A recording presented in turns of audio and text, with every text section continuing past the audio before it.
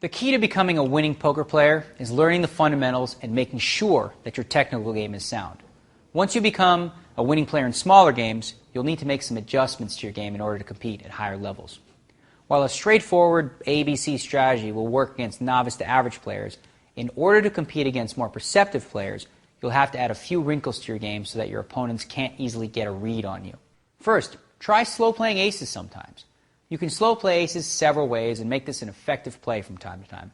One way to do this is just to limp in. Limping in usually signifies a weaker hand, like 8-9 suited or pocket threes. By limping in with aces sometimes, you might entice another player to raise before the flop, since he may figure you for a weaker hand. At that point, you can back raise before the flop, or you could even continue to slow play the hand until the flop hits. Another tricky way to play aces is to just call an opponent's raise before the flop. Since your opponent and the other players at the table figure that you would likely re-raise with aces, smooth calling helps to disguise your hand. Try raising with suited connectors from early position sometimes. A raise from early position usually signifies a very strong hand. When a good player raises from early position, it's usually correct to assume that he's aware that he should have a better hand to open from early position, so you should fold hands like king-jack or king-queen versus an early position raise. The good news is that even if you get caught raising with one of these hands from early position, that should help you get more action when you do raise with strong hands from early position.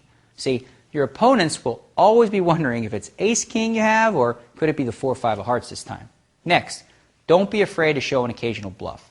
You want to be careful about ever giving your opponents free information, but if your table has caught on to the fact that you're playing tight, aggressive poker, it might be a good idea to show them a well-timed bluff. That will keep them guessing, and it should allow you to go back to playing a more straightforward style.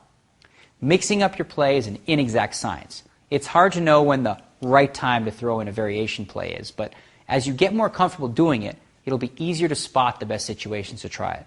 Having said that, you want to be very careful not to overdo it. Variation plays are most effective when you sell them.